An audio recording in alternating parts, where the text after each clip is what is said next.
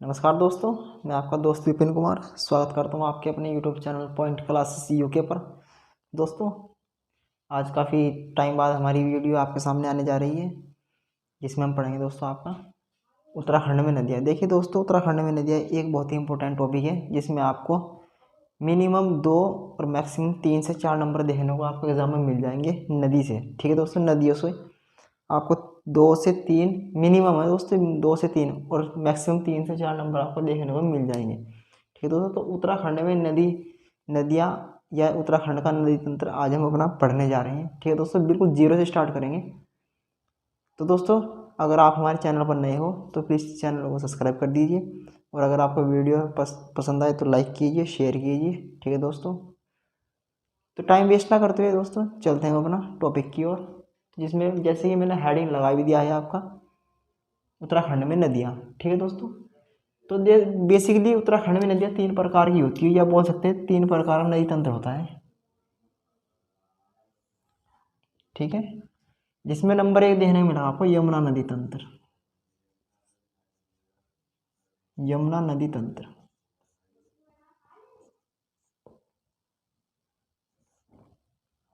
ठीक है दोस्तों, इसमें कोई डाउट वाली या हैरानी की बात नहीं है। नंबर 1 आपका यमुना नदी तंत्र। नंबर 2 पे देखने को मिलेगा आपको गंगा नदी तंत्र। ठीक है, गंगा नदी तंत्र।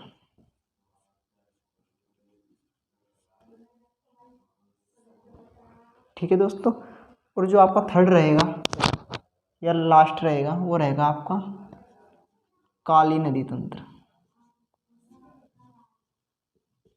काली नदी तंत्र, ठीक है दोस्तों, काली या फिर बोल सकते हो शारदा। बेसिकली 3 प्रकार का नदी तंत्र होता है उत्तराखंड में। यमुना नदी तंत्र, काली नदी तंत्र, गंगा नदी तंत्र और काली नदी तंत्र। ठीक है दोस्तों, लेकिन इसमें भी थोड़े पॉइंट होते हैं, या बोल सकते हैं कि जो आपका गंगा नदी तंत्र है ये भी 3 प्रकार का होता है। ठीक है दोस्तों, मैं इसका यहीं पे फॉल्ट कर देता हूँ, जिसमें आपको नंबर 1 देखने को मिलेगा भागीरथी उपतंत्र। ठीक है दोस्तों, भागीरथी नदी उपतंत्र पढ़ेंगे इसमें हम। दूसरा पढ़ेंगे हम इसमें अलकनंदा उपतंत्र, और जो लास्ट रहेगा हमारा नयार उपतंत्र। ठीक है दोस्तों, बेसिकली इस प्रकार का हमारा उत्तराखंड में नदी तंत्र फैला हुआ है, या फिर कह सकते हैं कि नदियों ने उत्तराखंड को इस प्रकार से हमारे उत्तराखंड को घेरा हुआ है चारों तरफ से। ठीक है दोस्तों, जैसे कि यमुना आपकी हिमाचल साइड बहती है, जिसमें आपकी काली नदी है ये पिथौरागढ़, ये लास्ट के सिरे पर बहती है नेपाल साइड। और जो आपकी गंगा है ये दोस्तों आपकी चमोली से, या बोल सकते हैं कि सतोपा शिखर से स्टार्ट होता है इसका उद्गम। बनती तो बाद में ही है आगे। ठीक है दोस्तों, अलकनंदा नदी का जब हम उपतंत्र पढ़ेंगे उसमें सब सारी बात समझेंगे, भागीरथी उपतंत्र और नयार उपतंत्र की वगैरह वगैरह। ठीक है दोस्तों, तो काफ़ी चर्चाओं के बाद हम इसे कवर कर पाएंगे। ठीक है, तो आज हम स्टार्ट करेंगे दोस्तों अपना यमुना नदी तंत्र। बेसिक से पढ़ेंगे दोस्तों। देखिए दोस्तों, पढ़ने के 2 तरीके हैं। या तो आप पढ़ लीजिए थ्योरी, जिसमें आपको लाइन टू लाइन लिखने को मिलेगा, जिसे आप बोल सकते हैं रटना। ठीक है दोस्तों, या फिर आप पढ़िए मेरे साथ मैप थ्रू। ठीक है दोस्तों, थ्रू मैप पढ़ेंगे, जिसमें आपको एक एक नदियाँ या एक एक डाउट्स आपका क्लियर कराया जाएगा। देखिए दोस्तों, मैप से पढ़ने का फ़ायदा ये है कि जो आपकी थ्योरेटिकल जो रीडिंग होगी या स्टडी होगी उससे आप बचेंगे। ठीक है दोस्तों, मैप आप फीलिंग करते चलेंगे मेरे साथ, जैसे मैं ड्रॉ करूँगा वैसे ही आप मेरे साथ ड्रॉ करते चलेंगे। ठीक है दोस्तों, तो पहले हेडिंग लगाएंगे आप यमुना नदी तंत्र। घबराने की दोस्तों बात नहीं है, एक एक डाउट्स अपना क्लियर करके चलेंगे।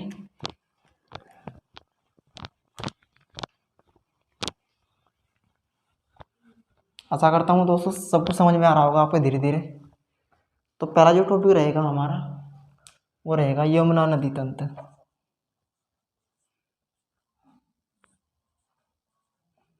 यमुना नदी तंत्र। ठीक है दोस्तों, यमुना नदी तंत्र। अब दोस्तों बात आती है कि इसका उद्गम होता कहाँ से है, या फिर किस श्रृंखला श्रेणी से या किस हिमनद से ये निकलती है। तो दोस्तों एक शिखर पड़ता है आपका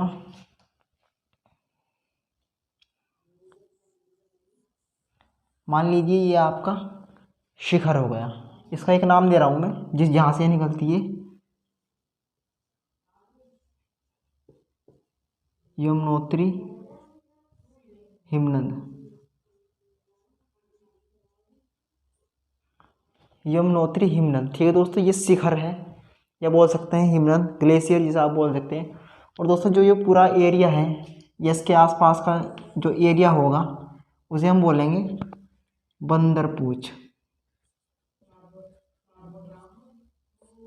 बंदरपूछ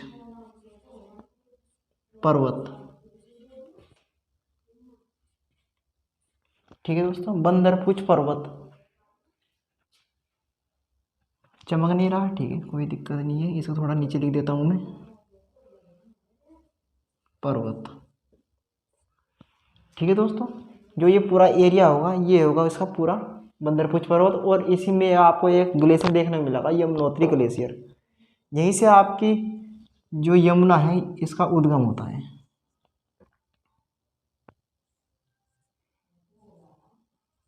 यमुना, आई होप सब कुछ क्लियर चमक रहा होगा। ठीक है दोस्तों, तो यमुना नदी का जैसे कि आप देख रहे हैं कि उद्गम हो चुका है। अब देखते हैं कि ये कहाँ कहाँ से किस किस तरह से बहकर निकलती है। ठीक है दोस्तों, ये जानने से पहले हम इसका थोड़ा सा एरिया देख लेते हैं कि इसके आसपास कौन कौन से क्षेत्र या कौन कौन से स्थल पड़ते हैं। तो जैसे ही आप इसका जस्ट नीचे देखोगे, हल्का से नीचे आओगे, तो यहाँ देखने को मिलेगा आपको सूर्यकुंड। सूर्यकुंड, ठीक है दोस्तों, सूर्यकुंड। एक देखने को मिलेगा आपको सप्तऋषि सप्तऋषि कुंड। यमुनोत्री हिमनद, या जहाँ से आपको यमुना नदी का उद्गम होता है उसी के जस्ट नीचे आपको दो कुंड देखने को मिलेंगे, एक सूर्य कुंड, एक आपको देखने को मिलेगा सप्तऋषि कुंड। ठीक है दोस्तों, अब जैसे हल्का सा आगे बढ़ोगे आप, जैसे ही यमुना नदी थोड़ा आगे बढ़ेगी, यहाँ पर एक धाम मिलेगा आपको,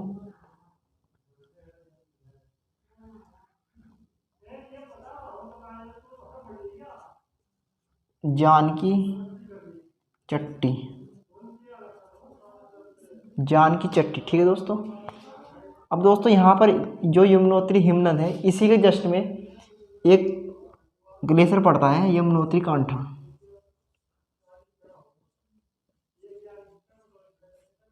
कांठा, ठीक है दोस्तों, यमुनोत्री कांठा। अब इसी के आसपास से एक नदी निकलती है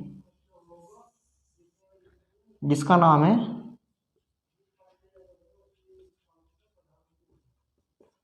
ऋषिगंगा। ऋषिगंगा, ठीक है दोस्तों, ऋषिगंगा का उद्गम होता है जो कि आपको कहाँ मिलती है, जानकी चट्टी पर।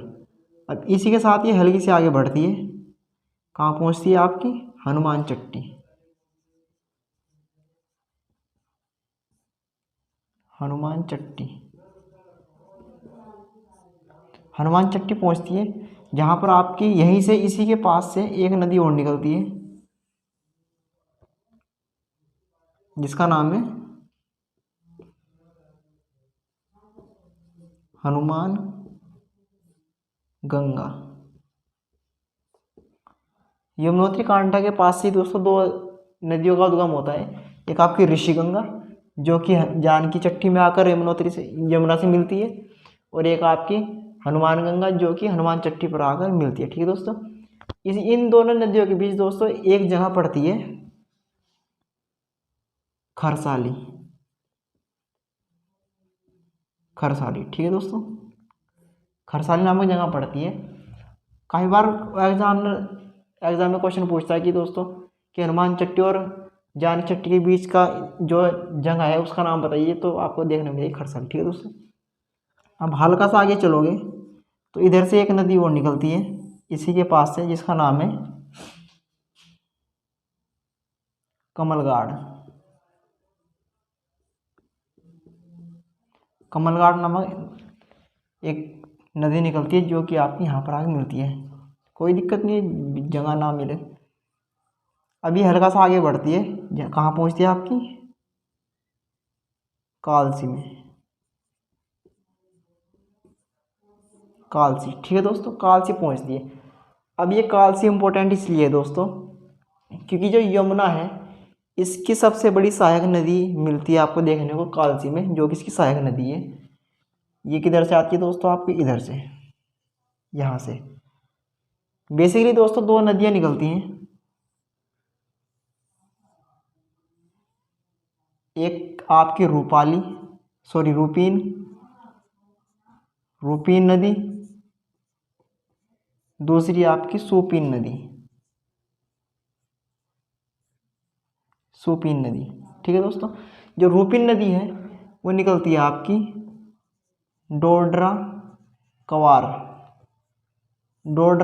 ये पड़ेगा आपका हिमाचल प्रदेश की साइड। ठीक है दोस्तों, हिमाचल प्रदेश की साइड एक पड़ेगा डोडरा कवार, वहाँ से इसका उद्गम होता है डोडरा कवार रूपीन नदी का। और जो आपकी सूपीन नदी है ये निकलती है आपकी स्वर्णगिरी, स्वर्गारोहिणी पर्वत या ग्लेशियर बोल सकते हो, एक ही बात है। ठीक है, और ये मिलती कहाँ पर है दोस्तों आपकी नेतवाड़ में, नेतवाड़ या बोल सकते हैं नेतवाड़ा।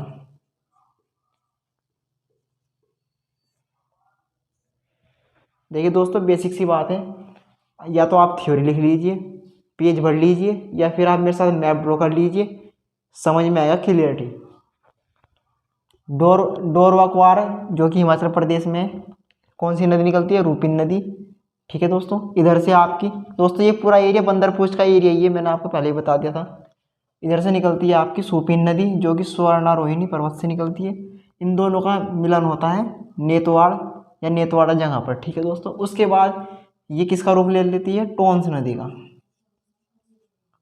टोंस या तमसा नदी।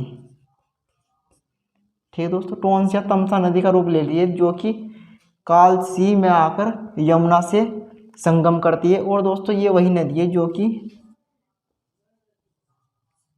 यमुना की सबसे बड़ी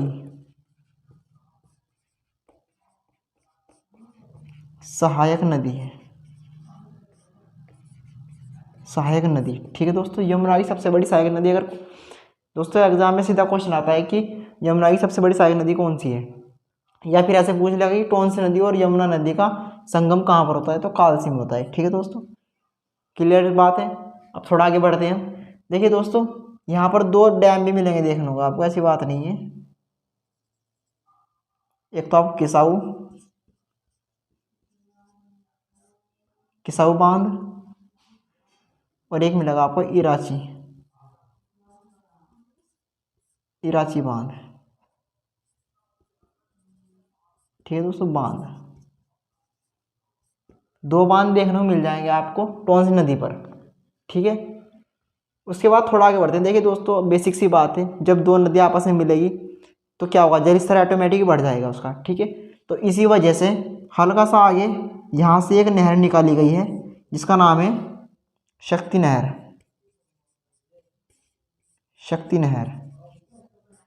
आपकी यमुना नदी बेसिकली निकलती आ रही है, बस यहाँ से एक नहर निकाल दी गई है, शक्ति नहर। ठीक है दोस्तों, अब होता क्या है, इधर से एक नदी आती है,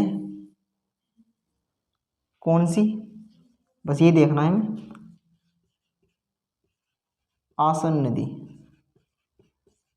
नदी। ठीक है दोस्तों, जो निकलती कहाँ से है, आसा रोडी से। ये कहाँ पड़ेगा आपका, देहरा मार्ग पर,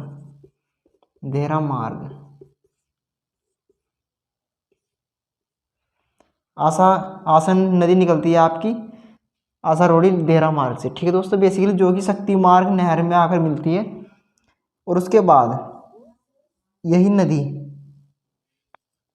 यहाँ से आपकी नहर निकाली गई, उसके बाद यही नहर किस नदी में मिली, आसन नदी में, और उसी के साथ फिर ये कहाँ पर मिलती है आपके आकर, रामपुर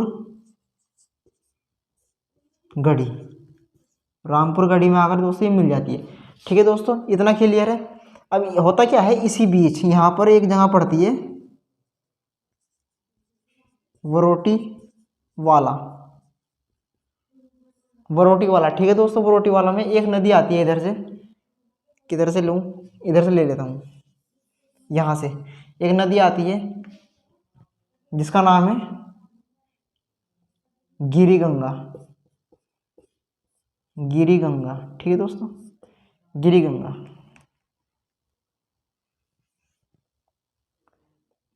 इसका अगर मैं बात करूँ कहाँ से आती है ये, तो सिरमौर एक जिला है, सिरमौर,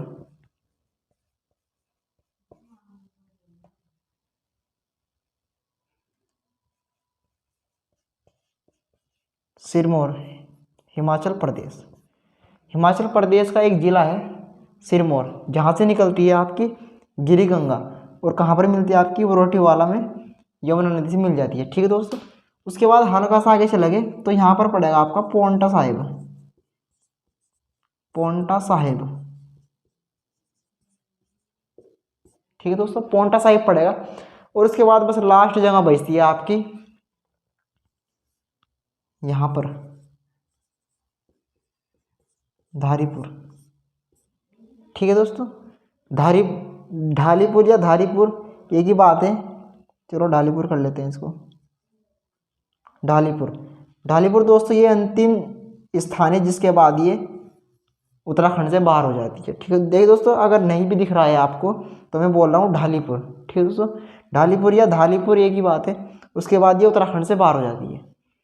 तो दोस्तों अब थोड़ी बेसिक सी बात कर लेते हैं इसकी, जो कि एग्जाम के लिए थोड़ी और इम्पोर्टेंट बन जाती है। देखिए दोस्तों, यहाँ पर एक जगह पड़ती है आपकी जहाँ से ये आपकी नहर निकाली गई है, यह आपका डाक पत्थर, डाक पत्थर बैराज। ठीक है, डाक पत्थर बैराज, जहाँ से ये नदी या नहर निकाली गई है, शक्ति नहर। क्लियर बात है। अब देखिए दोस्तों थोड़ी सी और, जो आपकी यमुना नदी है, यमुना नदी, अरे यार,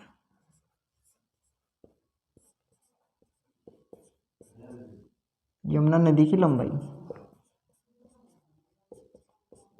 यमुना नदी की लंबाई दोस्तों अगर मैं बात करूँ तो होगी आपकी 1384 किलोमीटर। पूरी यमुना की बात कर रहा हूँ दोस्तों, पूरी यमुना की। ठीक है, अगर बात करी जाए पूरी यमुना की तो 1384 किलोमीटर तो होगी ये। अगर मैं बात करूँ केवल उत्तराखंड, उत्तराखंड में, केवल उत्तराखंड में, केवल उत्तराखंड में लंबाई तो हो जाएगी 136। ठीक है दोस्तों, काफ़ी इंपॉर्टेंट क्वेश्चन बनता है यहाँ से कि यमुना की लंबाई बताइए या उत्तराखंड में यमुना नदी की लंबाई बताइए, तो आप बता देंगे, अब कोई दिक्कत नहीं होगी। ठीक है, अब दोस्तों एक बात है, जो आपका ये एरिया है टॉन्स, देखिए दोस्तों आपको या तो स्क्रीनशॉट ले लीजिए पहले, क्योंकि अभी ये थोड़ा डैमेज होने वाला है। जो आपकी टॉन्स है या तमसा है, इसका जो एरिया है, यानी कि टॉन्स नदी क्षेत्र और कालसी नदी क्षेत्र के बीच में। ठीक है दोस्तों, तो जो आपकी यमुना नदी है, यहाँ के जो वासी हैं, टॉन्स नदी क्षेत्र के वासी हैं, इस नदी को दोस्तों क्या मानते हैं, अश्रु नदी मानते हैं। ठीक है दोस्तों, अश्रु नदी। चलो मैं ऐसे बता देता हूँ आपको, जो टॉन्स नदी क्षेत्र के वासी हैं, वहाँ के लोग यमुना नदी को क्या मानते हैं, अश्रु नदी, जिस वजह से वे लोग इस नदी का पानी नहीं पीते। ठीक है दोस्तों, अशुद्ध मानते हैं, या बोल सकते हैं उसमें किसी रोने की, पता नहीं कुछ भी हो सकता है दोस्तों, ये तो सब कल्पनाएं हैं, बाकी इधर नदी तो नदी है। ठीक है दोस्तों, ग्लेशियर बर्फ पिघल रही है और पानी आ रहा है। तो दोस्तों ये तो थी थोड़ी बेसिक सी बात है, और इसी के साथ दोस्तों मेरे हिसाब से जो आपका यमुना नदी तंत्र है वो इतना ही है। मुझे नहीं लगता कि दोस्तों कि इससे बाहर आपका कोई क्वेश्चन जा पाएगा। ठीक है दोस्तों, बस ये चलो एक पॉइंट और देख लो इसका, जो आपका सिरमौर जिला है किसका, हिमाचल प्रदेश का, वहाँ से जो आपका उत्तराखंड और हिमाचल का बॉर्डर है, वहाँ से कौन सी, ये जो आपकी यमुना नदी है ये स्पर्श करती है आपकी उत्तराखंड और हिमाचल प्रदेश के बॉर्डर को। ठीक है दोस्तों, लास्ट टॉपिक था ये। इसी के साथ आपका यमुना नदी तंत्र खत्म हो जाता है। ठीक है दोस्तों, अगर आपको वीडियो अच्छी लगे तो प्लीज़ वीडियो लाइक कीजिए, शेयर कीजिए, और दोस्तों अगर चैनल पर नए हो तो चैनल सब्सक्राइब कर दीजिए। धन्यवाद।